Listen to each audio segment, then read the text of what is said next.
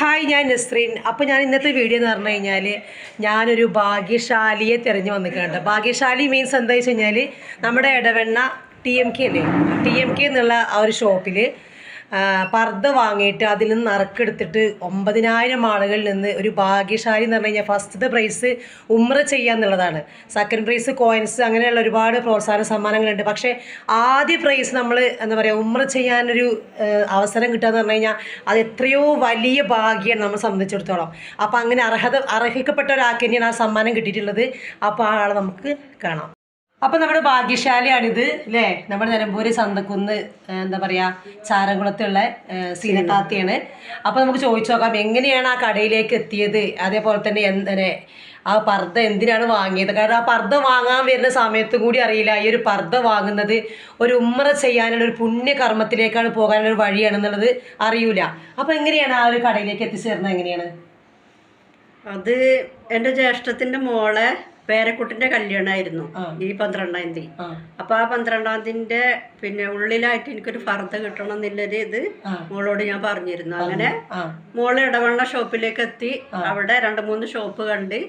അപ്പൊ ഏതെങ്കിലും ഷോപ്പിക്ക് കയറാന്ന് മോള് പറഞ്ഞപ്പോ പിന്നെ ഞാൻ പറഞ്ഞപ്പോ മോള് പറഞ്ഞു വേണ്ട നമുക്ക് TMK കടയിൽ തന്നെ പോവാന്ന് പറഞ്ഞ് അങ്ങനെ അവിടുന്ന് ഞങ്ങള് ഫർദ എടുക്കുകയായിരുന്നു.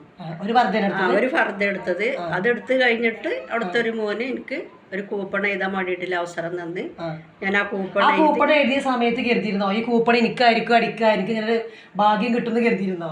അതെനിക്ക് എന്റെ മനസ്സിൽ അങ്ങനെ ഒരു ഉംറന്റെ ഒരു മുറാദ് പലപ്പോഴും ഉണ്ട്. ആ ഒരു മുറാദിൽ ഞാൻ ആഗ്രഹമുണ്ട്. അപ്പൊ ആ ആഗ്രഹത്താൽ ഞാൻ കൂപ്പൺ എഴുതിയത്. അപ്പൊ അതിലെനിക്ക് ആ ഒരു ഉംറയാണ് ഇതിന്റെ ഫസ്റ്റത്തെ പ്രൈസ് എന്ന് പറഞ്ഞപ്പോ ആ കൂപ്പൺ എഴുതിയ സമയത്ത് ഒന്ന് മനസ്സിൽ കുറച്ചൊന്ന് പ്രാർത്ഥിച്ചിരുന്നു. ആ ശരിയാണ് കേട്ടോ. കാരണം ആ ഒരു പ്രൈസ് ആണെന്ന് പറഞ്ഞപ്പോ ഒന്ന് കുറച്ചൊന്ന് പ്രാർത്ഥിച്ചിരുന്നു അല്ലേ? ഓക്കെ.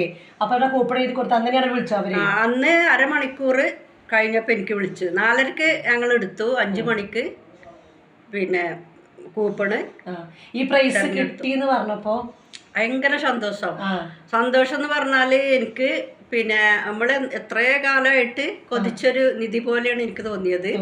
ഭയങ്കര ഇഷ്ടം തോന്നി. അതെ, ആ ഒരു പ്രൈസാണ് അടിച്ചത്. ഉംറ ചെയ്യാനുള്ള ഒരു അതേപോലെ ഉംറ ചെയ്യാനുള്ള ഒരു അവസരമാണ് കിട്ടിയെന്ന് പറഞ്ഞപ്പോൾ ഭയങ്കര സന്തോഷത്തിലിരുന്നിട്ട്. കാരണം ആ ഒരു ഓടി നമുക്ക് കേൾക്കുമ്പോൾ തന്നെ മനസ്സിലാകും അൽഹംദുലില്ലാ എന്നൊക്കെ പറഞ്ഞില്ലേ. ആ സന്തോഷം അപ്പൊ തന്നെ സന്തോഷത്തിൽ പറഞ്ഞു. പക്ഷെ എനിക്കൊരു കാര്യം കൂടി ഉണ്ടായിരുന്നു. ആ കടന്റെ ഒരു ഓണർ എന്ന് പറഞ്ഞാല് മുതലാളി, അത് എൻ്റെ അപ്പാനെ പോലെ ഒരു വയസ്സായൊരു ഉപ്പയാണെന്ന് എനിക്കറിയില്ല. ഭയങ്കര സന്തോഷമുണ്ട്. അതിനൊന്ന് നേരിൽ കാണാൻ ഭയങ്കര ആഗ്രഹമുണ്ട്. ഇൻഷാ അല്ലാഹ് നമുക്ക് ആ ആഗ്രഹം എന്താ പറയാ സാധിച്ചു തരട്ടെ എന്നുള്ള പ്രാർത്ഥിക്കാം. കാരണം വെച്ചാൽ അവർ കടക്കാരിപ്പോ ഈ വീഡിയോ കാണുകയാണെന്നുണ്ടെങ്കിൽ തീർച്ചയായിട്ടും എന്ത് ചെയ്യും, നിങ്ങളെ കൊണ്ടുപോയി കാണിച്ചു തരും അല്ലേ? അതേപോലെ തന്നെ എന്താ ഇനിയിപ്പോ എന്താ പറഞ്ഞത്, പാസ്പോർട്ട് എടുക്കാൻ പറഞ്ഞിട്ടുണ്ട്. പാസ്പോർട്ട് എടുത്തിട്ട് അവർക്ക് വിവരം കൊടുക്കണം എന്നാണ് മോളോട് പറഞ്ഞത്. അതെ, അത് ഈ ഒരു യാത്ര എന്താ പറയുക, നമ്മളിപ്പോൾ ആ ഒരു പുണ്യസ്ഥലത്തേക്ക് എത്താനും അവിടെ പോയി പ്രാർത്ഥിക്കാനും അവിടെയൊക്കെ കാണാനൊക്കെ ഉള്ളൊരു ഭാഗ്യം കിട്ടിയിരിക്കുകയാണല്ലേ. അത്രയും സന്തോഷത്തിലാണ്.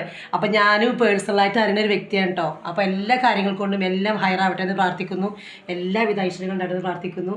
ഈ ഉംറ കഴിഞ്ഞതിന് ശേഷം ഇൻഷാ അല്ലാഹ് നമുക്ക് നേരിട്ട് പറയാം. ഓക്കെ. ഏറ്റവും വലിയൊരു സ്വപ്നം എന്തായിരുന്നു? ഈ ഒരു ഉംറനെയായിരുന്നു ഏറ്റവും വലിയൊരു സ്വപ്നം. അത് കുറേ വർഷം മുന്നേ തന്നെ മനസ്സിലുണ്ടോ ഇങ്ങനെ ഒരു സ്വപ്നം? ഉംറ എന്ന് പറഞ്ഞാൽ എൻ്റെ മക്കളെ കാര്യത്തിൽ എനിക്ക് വളരെ ഒരു ആഗ്രഹം, അവര് നല്ലൊരു നിലയിലെത്തണം അങ്ങനെയൊക്കെ ഉള്ളൊരു മനസ്സിലുണ്ട്. പിന്നെ അത് കഴിഞ്ഞിട്ട് എനിക്ക് ഇല്ല ആഗ്രഹം ഒരു ഉംറനായിരുന്നു.